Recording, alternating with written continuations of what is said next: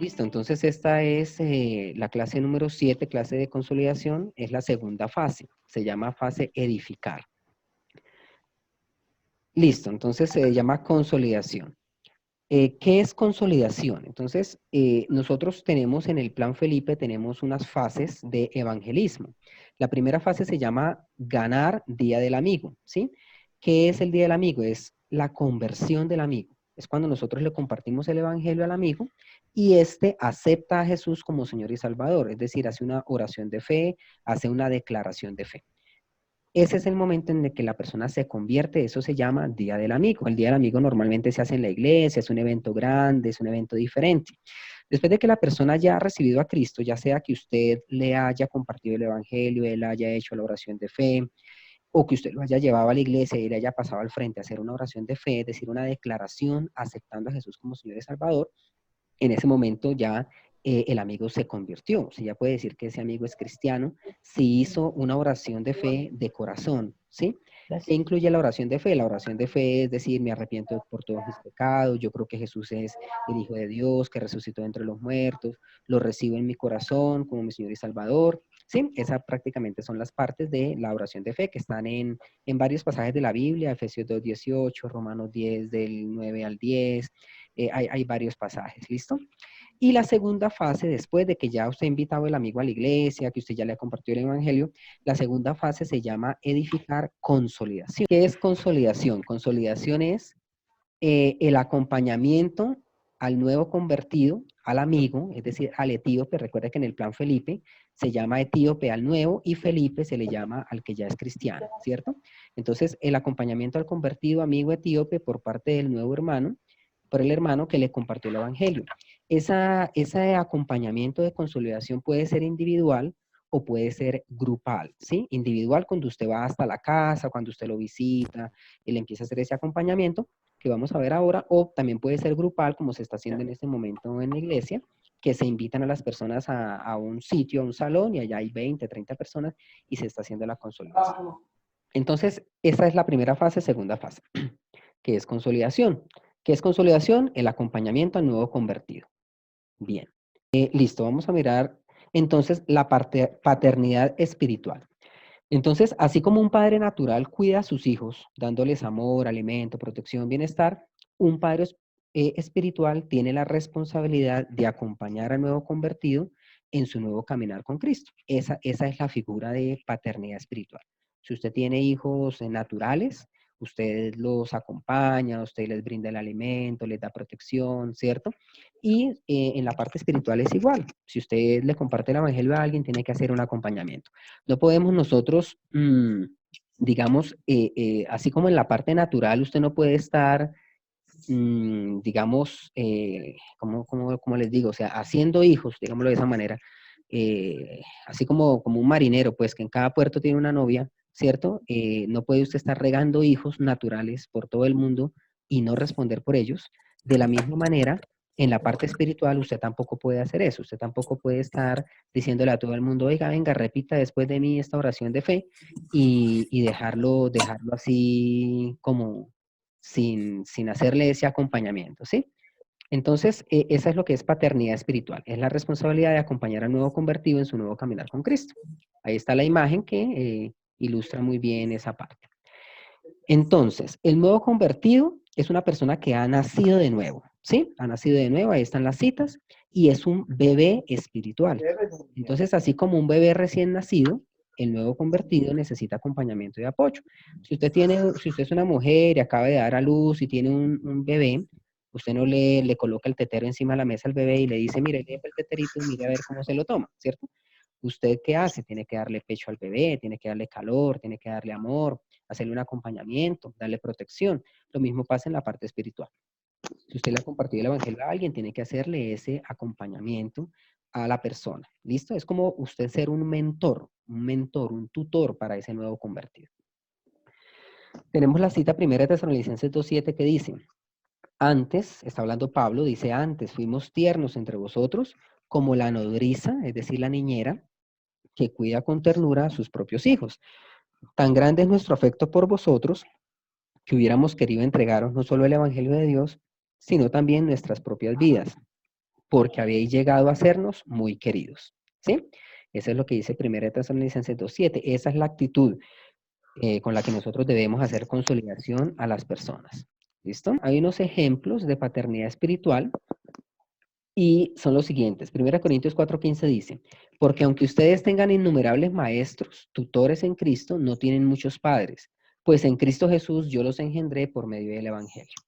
Y Filemón 1:10 dice, te ruego por mi hijo Onésimo, a quien engendré en mis prisiones. ¿Sí? Cuando nosotros vemos el verbo engendrar ahí en esos dos pasajes, es la palabra en griego egenesa, que viene del verbo genao. Y genao quiere decir literalmente engendrar, procrear una descendencia, producir hijos.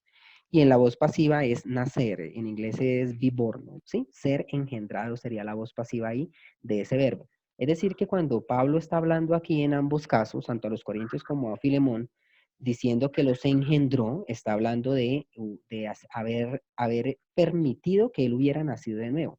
Es decir, haber colaborado, contribuido para que esa persona hubiera nacido de nuevo. ¿Sí? Los engendró, es como si fuera un padre para ellos. Pero obviamente el nuevo nacimiento lo produce el Espíritu Santo, no la persona. Eso es claro y obvio. Bien, entonces vamos a ver un ejemplo que es muy chévere.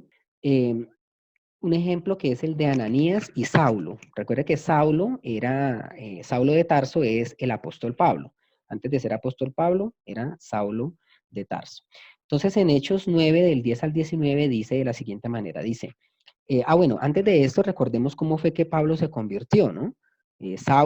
Pablo iba y está, digamos, la primera aparición de Saulo en el Nuevo Testamento es cuando apedrean a Esteban y las personas que apedrearon a Esteban dejaron la ropa a los pies de Saulo, que él era joven en ese momento. Y es como si Saulo hubiera sido un cómplice de eso, ¿cierto?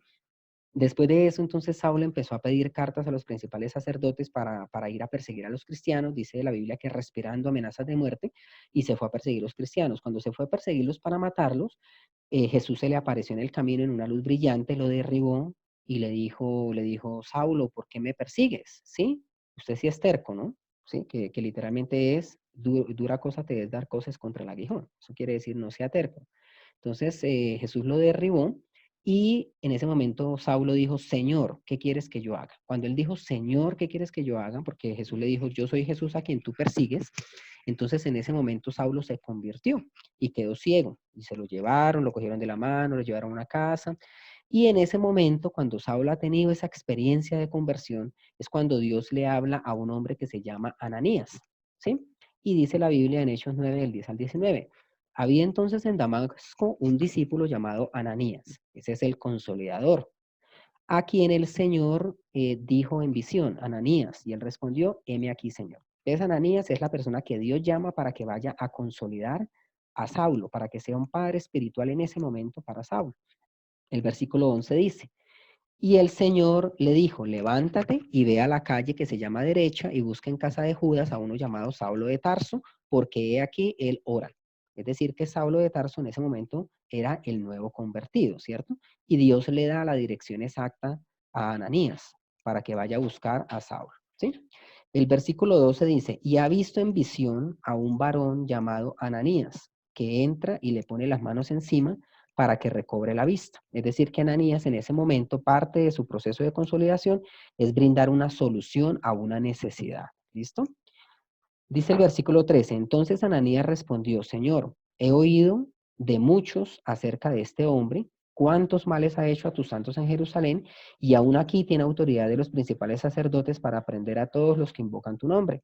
Es decir, que Ananías tiene una relación con Dios muy buena porque es un diálogo. Se puede ver aquí que Dios, el Señor llama a Ananías, Ananías le dice, aquí estoy, Señor, el Señor le da una orden, y Ananías dice, sí, Señor, pero es que mire que pasa eso y aquello, y Jesús le sigue respondiendo. Es un diálogo de Ananías con Dios, es decir, con el Espíritu Santo, ¿no? En ese momento. Y el verso 15 dice, el Señor le dijo, ve, porque instrumento escogido me es este, para llevar mi nombre en presencia de los gentiles y de reyes y de los hijos de Israel. Ahí nosotros no sabemos realmente a quién estamos consolidando. Imagínense que Ananías fue a consolidar a un tal Saulo que perseguía a la iglesia y quién se iba a imaginar que ese Saulo se iba a convertir en el apóstol Pablo e iba a ser la persona que prácticamente convirtió a todo el mundo conocido en ese tiempo. Entonces nosotros no sabemos realmente a quién estamos consolidando. En mi experiencia personal, yo he tenido personas en los grupos bíblicos donde yo he consolidado y tengo un caso que me gusta mucho y es de un hermano al que yo fui líder, yo era el líder del grupo, él era parte de ese grupo y en ese momento el hermano es escatólogo y él prácticamente es pastor en Australia. Entonces mire que uno no sabe realmente a quién le está hablando, a quién está consolidando. Usted puede estar consolidando a ese nuevo convertido, puede llegar a ser una persona muy grande en el reino de los cielos y usted no saberlo. Entonces es importante obedecer, que eso es lo que vamos a mirar ahora. Versículo 16 dice, porque yo le mostraré cuánto le es necesario padecer por mi nombre. Versículo 17 dice, fue entonces Ananías y entró en la casa, y poniendo sobre él las manos, dijo, hermano Saulo, el Señor Jesús, que se te apareció en el camino por donde venías, me ha enviado para que recibas la vista y seas lleno del Espíritu Santo. Aquí cuando dice fue entonces Ananías, vemos la obediencia de Ananías, ¿sí? Cuando dice entró en la casa, vemos que Ananías tuvo una predisposición o disposición para ir a buscarlo, ¿cierto? Dice fue a buscarlo, es decir, él tuvo esa actitud para ir a hacer la labor del Señor, poniendo sobre él las manos. Ahí habla de la unción, de que Ananías fue un instrumento de Dios para hacer la obra del Señor. Cuando le dice hermano Saulo, vemos ahí la aceptación y la inclusión. Es decir, Ananías aceptó que Saulo ya era parte del cuerpo de Cristo, que ya había creído, que era un hermano en Cristo. Dice, y el Señor Jesús que se te apareció en el camino por donde venías. Ahí Ananías lo que hace es recordarle a Saulo la experiencia de conversión que había tenido. Todos nosotros tenemos una conversión diferente, una experiencia de conversión diferente. Entonces, ese es como el modelo que nosotros debemos seguir cuando vamos a consolidar. El versículo 18 dice, y al momento le cayeron de los ojos como escamas y recibió al instante la vista y levantándose fue bautizado. Ese de fue bautizado es una demostración pública de fe. Resulta que en el primer siglo, cuando las personas se convertían, inmediatamente se bautizaban. Es decir, en el primer siglo los servicios o los cultos eran con piscina. La gente recibía ahí al Señor y recibía la palabra y de una vez se bautizaba, demostrando que había creído. En este tiempo y en este sitio aquí en Occidente, no hacemos eso, no hay culto con piscina. Sí, salvo algunas iglesias bautistas que hacen culto con piscina, pero nosotros aquí en Colombia por lo menos no. ¿Qué fue lo que sucedió? A lo largo del tiempo se reemplazó el bautismo por la oración de fe. Es decir, que la persona confesaba que aceptaba a Cristo, no bautizándose, sino haciendo una confesión pública de fe, una oración de fe. Y después de la oración de fe, entonces se hace la consolidación, que es lo que estamos viendo hoy. La persona hace un discipulado número 1, que es donde le explican un poquito con qué es lo que va a hacer, y ahí la persona dice, ah, no, sí, yo me bautizo. ¿Sí? Es claro y es necesario dejar muy claro que uno es salvo en el momento que cree. Una persona que usted le comparte el evangelio, que va a la iglesia, hace la oración de fe de corazón y cree realmente al Señor, en ese momento la persona es salva. Si la señora saliendo de la iglesia o el señor saliendo de la iglesia le atropella un carro y muere, esa persona va al cielo porque ya creyó en Jesús y es salvo, ¿sí? Pero el bautismo es una demostración pública de fe. Es decir, cuando usted cree al Señor, nace de nuevo, eso es algo interno, pero cuando usted se bautiza, usted está demostrando externamente que usted ya creyó. Es decir, el bautismo es una demostración externa de un cambio interno. ¿Listo? Eso debe quedar bastante claro. Entonces, aquí lo que sucedió con Pablo fue que él se levantó y fue bautizado. En el versículo 19 dice, y habiendo tomado alimento, recobró fuerzas y estuvo Saulo por algunos días con los discípulos que estaban en Damasco. Es decir, que Saulo tuvo un acompañamiento durante varios días. A Saulo lo consolidaron durante varios días. ¿Listo? Ese es el pasaje. Vamos a seguir aquí. Listo. ¿Cuáles son las necesidades del nuevo convertido? Entonces, el nuevo convertido ha entregado su vida a Cristo. Si creyó realmente, entonces ha nacido de nuevo y es salvo. Pero aún no entiende muchas cosas y tiene necesidades, ¿sí? La persona, si creyó realmente a Cristo y hizo la oración de fe de corazón, esa persona ya es salva, pero la persona no entiende muchas cosas, no sabe que es que se iba a ir para el infierno y que ahora ya se va para el cielo, no sabe que hay muchas ataduras, no sabe que necesitamos orar por ella, que tiene que leer la Biblia, que tiene que orar, sí, hay muchas cosas que no entiende y esa es la labor de nosotros como consolidadores. La labor del consolidador es explicar claramente el plan de salvación, confirmarlo en su fe y ayudarlo a suplir sus necesidades a través de la palabra y su nueva relación con el Espíritu Santo, que es la oración, ¿sí?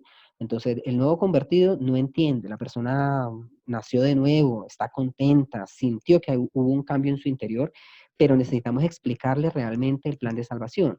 Es decir, la primera labor de un buen consolidador es conocer el plan de salvación, es realmente saber el plan de salvación, ¿sí?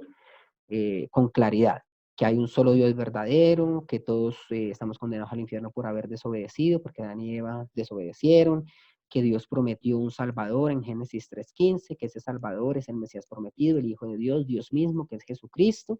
Cuando la persona acepta el sacrificio que Jesús hizo en la cruz, la persona es salva, porque Jesús murió en la cruz para pagar por los pecados. Entonces, en el momento que acepta a Cristo, es salvo.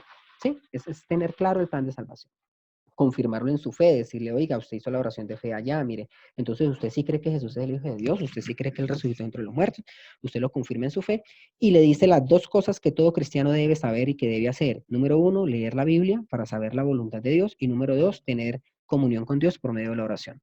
No hay cristiano sin leer la Biblia y sin orar, ¿sí? Bien. Entonces las necesidades del nuevo convertido son básicamente cuatro. Número uno, el nuevo convertido necesita una explicación. Él no comprende lo que ocurrió el día de su conversión, el día que nació de nuevo, ni las consecuencias, es decir, que hay una guerra espiritual, que hay adversidades que llegarán, ¿sí? El nuevo convertido no sabe que al convertirse al Señor se pasó de las tinieblas a la luz y que ahora las tinieblas lo van a atacar, ¿sí? Él necesita una guía. El nuevo convertido no sabe cómo actuar ahora, no sabe qué es bueno, no sabe qué es malo, no sabe qué es lo que no le conviene. Ahí es donde nosotros debemos decirle que debe leer la Biblia porque la Biblia es un manual de vida. Y también una guía en cuanto a la sanidad interior. Las personas no saben, por ejemplo, que leer el horóscopo es pecado, que es ocultismo, que es brujería. La gente no sabe, por ejemplo, que hacer chance está mal, porque la Biblia dice que las riquezas que se adquieren poco a poco perduran, pero que las que se adquieren de una sola vez se acaban. Hay muchas cosas que la gente todavía hace y que cree que eso no tiene nada de malo, pero está metiéndose con la brujería, con el ocultismo. Entonces es necesario que haya una sanidad interior. En la parte de sanidad interior el perdón es muy importante, ¿sí? Es decir, la persona, mire, usted tiene que perdonar, usted tiene que... Entonces hay muchas cosas ahí que debemos hacer. Entonces la guía es una de las necesidades del nuevo convertido. Otra necesidad del nuevo convertido es la esperanza. Ellos necesitan una esperanza. El nuevo convertido no tiene seguridad sobre cómo se afectará su vida, es decir, cuál es el propósito de Dios para su vida ahora que nació de nuevo. Es necesario decirle al nuevo convertido que Dios es capaz de hacer nuevas todas las cosas, ¿sí? Que ahora la persona posiblemente quería suicidarse, ahora Dios tiene un propósito para su vida. La persona se acaba de separar del esposo, Dios tiene un propósito, ya sea que vuelva con el esposo o que se quede sola, o bueno, Dios le revela el propósito a cada uno. Pero el nuevo convertido tiene una necesidad de una esperanza. Y por último, el nuevo convertido tiene la necesidad de un maestro, ¿sí? La nueva persona no tiene autodisciplina para estudiar la Biblia. Se le dificulta aprender por sí mismo. Entonces, la persona necesita, el nuevo convertido necesita un maestro, es decir, alguien que le tenga paciencia, alguien que lo acompañe en el proceso mientras aprende a depender de Dios, etcétera, ¿sí? Es necesario que las personas aprendan a depender de Dios y no del consolidador. En los primeros días en los que la persona va a visitar al nuevo convertido, en esos primeros días es muy importante el acompañamiento, teniendo la analogía del bebé que acaba de nacer. El bebé que acaba de nacer necesita protección, necesita alimento, necesita calor, amor. Asimismo, el nuevo convertido necesita todas esas cosas en los primeros días. Pero es muy importante que el consolidador lleve al nuevo convertido a depender de Dios y no a depender de él mismo, ni a depender de la iglesia, ni a depender del consolidador, ¿sí? Hay un ejemplo muy bueno que aquí lo escribí para que no se me olvidara y es el libro El nuevo manager al minuto. El nuevo manager al minuto, que está disponible en Libros para Emprendedores, es muy bueno, excelente, se lo recomiendo. En ese libro, ¿qué se habla en ese libro? Se habla de un gerente de una empresa que él le dedicaba, cuando la persona recién la contrataba en su empresa, le dedicaba mucho tiempo para explicarle bien cómo hacer bien los procesos, qué es lo que tenía que hacer, si tenía una duda, el gerente estaba ahí para ayudarle con su experiencia, pero ya pasado un tiempo, el gerente ya se desvinculaba, no totalmente, pero sí se desvinculaba bastante del nuevo empleado, de modo que el empleado pudiera resolver los problemas por sí mismo. Y eso hacía que el gerente tuviera mucho tiempo libre y que la empresa fuera una de las empresas más exitosas. Si nosotros pasamos eso laboral al cristianismo, es lo mismo. La persona cuando se convierte al Señor, usted debe hacerle un muy buen acompañamiento al comienzo, pero llevar a la persona a depender de Dios y no a depender de sí mismo, ni a depender del consolidador. Si nosotros hacemos eso, los nuevos convertidos van a ser personas muy fuertes en el evangelio, personas que van a depender de Dios, personas que van a ser muy independientes, ¿sí? Solamente depender de Dios, pero muy independientes. Y no como los hermanitos que uno ve que después de 20 años de ser cristianos todavía están pidiendo consejería, todavía están pidiendo que les ayuden con una cosa y lo otro, que no, que ore por mí, que visíteme, ¿sí? Y 20 años de cristiano, uno dice, pero ¿qué pasó con esta persona? No se consolidó bien. Una persona que en 20 años no ha aprendido a depender de Dios. Entonces es muy importante que nosotros como seamos esos tutores, esos maestros durante los primeros días, las primeras semanas, pero llevar al nuevo convertido a depender es de Dios. ¿Listo? ¿Cómo tener éxito en la consolidación? Entonces, la consolidación es la parte más importante del ciclo evangelístico. Los primeros días, los primeros años de vida son los más importantes en la vida del nuevo creyente.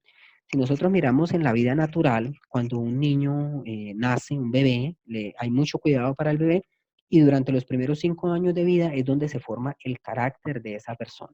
En esos primeros 5 años de vida es donde se forma el carácter. De la misma manera, un nuevo convertido necesita mucho acompañamiento en esos primeros días, incluso en las primeras semanas, para que se forme el carácter de Cristo en esa persona, que la persona aprenda a depender de Dios, que tenga adquiera un nuevo hábito de leer la Biblia, de orar, ¿sí? Es muy importante realmente la consolidación. Como segundo punto es, las personas mejor consolidadas son las más fuertes en el evangelio, ¿sí?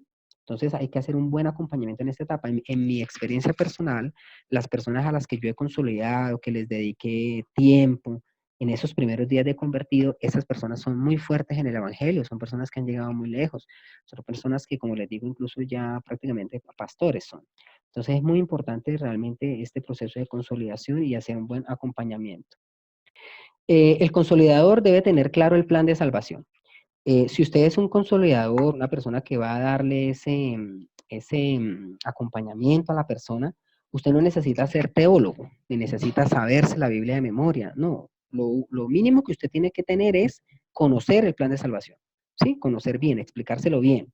No que la persona le salga por allá con cuentos raros. Bueno, pero si yo le pido a Alá y si le pido a Hare Krishna y si le pido a Jesús, luego no son el mismo Dios y que usted quede plop, que no sabe qué responderle. Sí, no, no es posible. Usted tiene que saber el plan de salvación, tenerlo claro para poderlo explicar. ¿Listo? Y por último, el consolidador debe ser buen testimonio, es decir, debe tener unas vivencias personales.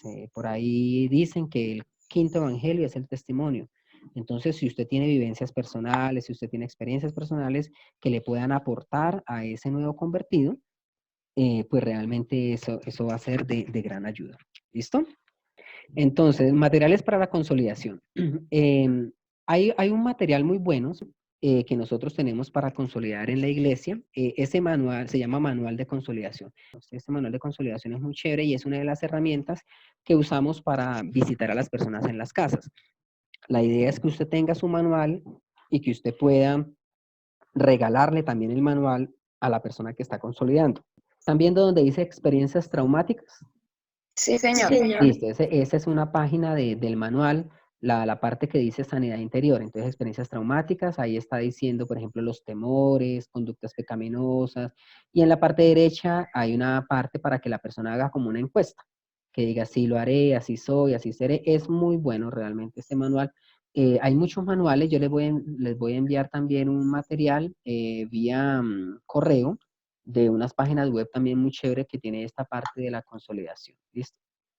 Entonces, el manual de consolidación es el que les acabo de mostrar. Ahí tiene 4 partes, que es el plan de salvación, que son las 4 leyes espirituales, que eso varía dependiendo del manual, dependiendo del folleto, pero normalmente son las siguientes. Número 1, Dios lo ama. Número 2, usted es un pecador y necesita arrepentirse porque está condenado. Número 3, Dios ya dio una solución para la condenación y es el sacrificio de Cristo. Y número 4, usted tiene que aceptar el sacrificio de Cristo para ser salvo. Básicamente esas son las 4 leyes espirituales, pero como le digo, pues varían de manual a manual. Aparte del plan de salvación, el manual de consolidación tiene 3 partes, que son las 3 partes del ser humano, que es el alma, clínica del alma o sanidad interior, donde se le habla del perdón, de la hechicería, la inmoralidad sexual, todas las cosas que uno debe limpiar en su alma. En el cuerpo habla de la sanidad física, ¿sí? La sanidad física, la gente que está dependiendo realmente de los medicamentos. Entonces, que debe ser libre de eso. En el cuerpo también está la inmoralidad sexual. Y el espíritu es la comunión con el Espíritu Santo, la parte de la oración, una nueva comunión con Dios, que la persona ya nació de nuevo, pero que tiene que, o sea, que ya tiene el Espíritu Santo adentro, pero que es un bebé espiritual y necesita hacer crecer ese espíritu por medio de la oración, por medio de la lectura de la palabra, ¿sí? Eso es básicamente el material de la consolidación. Entonces, para terminar, me quedan 3, 4 minutos, vamos a mirar unas preguntitas, ¿sí? Antes de las preguntas, les quería pedir el favor si se pueden suscribir a nuestro blog, de nuestro canal de YouTube. Ahí hay unas herramientas también muy buenas para poder evangelizar a las personas, ¿sí? Entonces, y vamos a mirar las preguntas. Entonces, ahí pueden activar el micrófono y alguien que me responda, ¿qué es consolidación? A ver, yo tengo por aquí unas personas, déjenme yo nombro para que no... a ver, escuchemos a María Franco. María Franco, ¿qué es consolidación? Eh, es como acompañar a la persona convertida Sí, y como estar en todo su proceso, ayudándole a que se afirme en el camino del Señor. perfecto, muy bien. Eso es consolidación. Es el acompañamiento que hacemos, es la parte espiritual, ¿cierto? La paternidad espiritual que usted tiene para con un nuevo convertido. Muy bien. ¿Por qué es importante consolidar? Preguntémosle a Joana. Joana Eunice. Joana, Buenos días. buenos días, Joana. ¿Por qué es importante consolidar? Bueno, la importancia de la consolidación es también para ayudar a afianzar al nuevo creyente, para acompañarlo, para estar ahí en su proceso y, y para que esa persona se ayude a formar dentro de la iglesia. Exacto, muy bien. A ver, otro aporte. ¿Alguien más quiere aportar algo?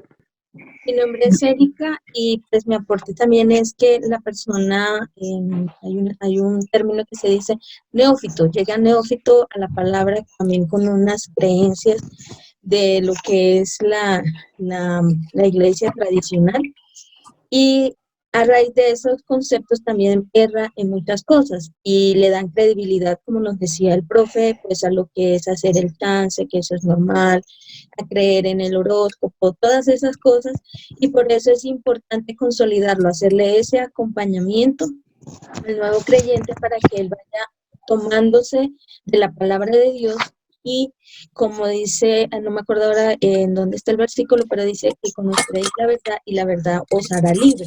Entonces, por eso Juan es 8. importante. Gracias. Por ahí Ana María vi que levantó la mano. Yo, Sí, yo pienso que también es como ganancia de las dos partes. No solo hace un afianzamiento de la persona pues que se va a consolidar, o sea, del nuevo, sino también del consolidador, porque para poder consolidar hay que tener fortaleza espiritual. Entonces yo siento que también es como una ganancia de parte y parte, en donde mientras que la persona que es consolidada recibe afianzamiento espiritual para creer de una manera adecuada, el consolidador fortalece su espíritu para saber cómo difundir la palabra. así es, muy bien. Es como cuando uno es profesor, ¿no? Entre más uno enseña, más uno aprende. Eso es cierto. Y por acá en el chat dice María Victoria que es importante para que no se aparten, para que se afiancen en el camino del Señor. Muy bien. Todo eso es muy cierto. La otra pregunta es, enumere algunas cualidades de un padre espiritual. Entonces, Luz Darin, algunas cualidades de un padre espiritual. Bueno, la cualidad, primero que todo, pues es tener esa responsabilidad, ayudarlo pues a crecer personal y espiritualmente. Y pues obviamente darle ese alimento espiritual, pues porque pues la palabra de Dios es eso, es nuestro alimento espiritual, ¿no? Y pues es más que todo esa responsabilidad, como tú decías, tú has visto frutos de una buena consolidación, o sea, eso significa que has sido un buen papá espiritual. ¿Mm? Entonces, para uno como papá, pues lo más bonito es ver a sus hijos bien, que estén bien en todo aspecto, personal, espiritual, material, incluso, bueno, en todas las áreas del ser humano. Muy bien, muy bien. Nuri, Nuri, muy bien. Nuri, cuénteme, otra cualidad de un padre espiritual. la cualidad de un padre espiritual es conocer de la palabra, o sea, la doctrina, tener Sí, una sana doctrina, porque si tú enseñas mal a tu nuevo, a tu hijo espiritual, pues imagínate, se va a ir mal. Entonces es importante conocer bien la doctrina de nuestra fe. muy bien, perfecto. Y otra cosa es confiar, tener el Espíritu Santo, porque Él es el que nos guía para poder guiar. O sea, si no somos guiados por el Espíritu Santo, nos va a dar miedo hablar, nos va a dar miedo enseñar, y entonces Dios nos da esa seguridad y las palabras para nuestro nuevo discípulo. Exacto, sí. Recordemos que todos los que hemos creído, en Jesús realmente, tenemos el Espíritu Santo. La cuestión es de que dependiendo de nuestra comunión con Dios, el Espíritu Santo va a ser mayor en nosotros, ¿sí? Va a ser mayor en nosotros. Es decir, así como dice la Biblia en el Antiguo Testamento, que antes era un charquito que le llegaba a los tobillos, después a las rodillas, pero después era un río grande, ¿sí? Un río grande que ya uno no podía pasarlo sino nadando. Entonces lo mismo pasa con el Espíritu Santo. Todos tenemos el Espíritu Santo, pero debemos hacerlo crecer dentro de nosotros por medio de la comunión con Dios. María Victoria. Pues para mí es muy importante la comunión con el Espíritu Santo en la vida del consolidador y ayudarle al etíope también para que tenga esa comunión con el Señor, porque desde que nosotros nos apegamos a Dios y ayudamos a los demás también a tener esa dependencia, pienso que la persona se va a robustecer espiritualmente y eso le va a ayudar mucho para que no se aparte, incluso para que ya él vaya aprendiendo a ayudar a otras nuevas personas. Esa comunión con el Espíritu Santo me parece totalmente indispensable tanto para el consolidador como para el etíope. Perfecto. Entonces, lo más importante de la consolidación sería, en su opinión, esa comunión con el Espíritu Santo del consolidador y transmitirle esa necesidad de comunión con el Espíritu Santo al nuevo creyente, ¿sí? ¿Hay otra persona que tenga de pronto otra opinión en cuanto a qué es lo más importante o qué es lo que le parece lo más importante en la consolidación? Sí, profe, Elizabeth González. Elizabeth, cuéntenos. Me parece que es importante el cuidado que se debe tener hacia el nuevo creyente, porque ahí determina su crecimiento espiritual. Como dice en el mismo manual, es la fase más delicada del evangelismo. Entonces, si no lo cuidamos, si no estamos pendientes de él, si no lo llamamos, pues esa persona puede volver al camino donde estaba. Entonces, creo que sí es importante que el líder desarrolle también dentro de sus cualidades esa característica de padre protector. Exacto, muy bien, muy bien. Ese es lo que nos decía el manual, de que es la parte más importante del proceso evangelístico. Es muy importante el cuidado y una preocupación genuina, sincera, por el nuevo convertido, ¿sí? Para que las personas lleguen realmente a ser fuertes en el evangelio, personas que no vuelvan atrás fácilmente. Listo, hermanos, entonces muchas gracias. No sé si alguien tenga una opinión antes de que terminemos. Es que usted en la enseñanza dijo que habíamos cambiado la oración de fe por el bautismo. Sí. Y no creo que sea así, profe, porque es necesario hacer la oración, porque dice el Señor que hay que confesarlo con la boca, ¿no? Sí. Lo que yo digo de haber reemplazado la oración de fe por el bautismo, vuelvo y lo explico, mire. En el primer siglo, cuando las personas confesaban a Jesús como su Señor y Salvador, se bautizaban inmediatamente, ¿cierto? Entonces, su bautismo prácticamente era la prueba de que ellos se habían convertido. En estos tiempos, el bautismo no es la prueba de que la persona se haya convertido, sino que es la oración de fe, porque la persona públicamente confiesa que Jesús es su Señor y su Salvador, lo recibe, y entonces uno ya dice, esta persona ya creyó y ya es salva. ¿Por qué se pospone el bautismo en estos tiempos? Porque la persona no tiene el conocimiento. La persona, digamos, a diferencia de la iglesia primitiva, las personas tenían un conocimiento de Dios, ya iban a Jerusalén, eran judíos, ya sabían. Entonces, cuando les compartían a Jesucristo, lo que hacían era confesar que Jesús era el Mesías, creer que Jesús era el Mesías, pero ya la ley ya se la sabían, ya Moisés, los profetas, ya todo eso se lo sabían.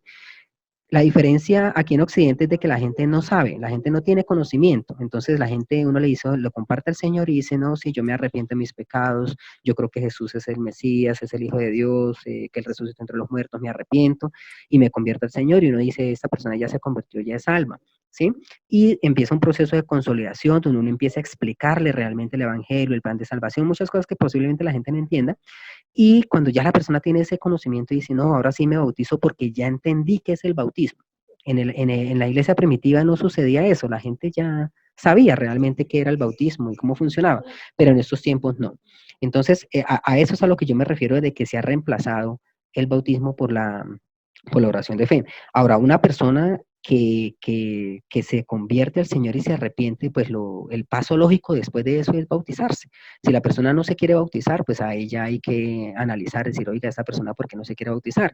Si no se quiere bautizar, posiblemente no se ha arrepentido de verdad, no ha nacido de nuevo de verdad, porque no está segura.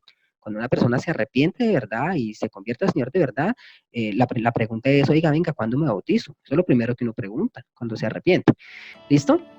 Entonces, listo, profe, muchas gracias. eso es todo. Bendiciones para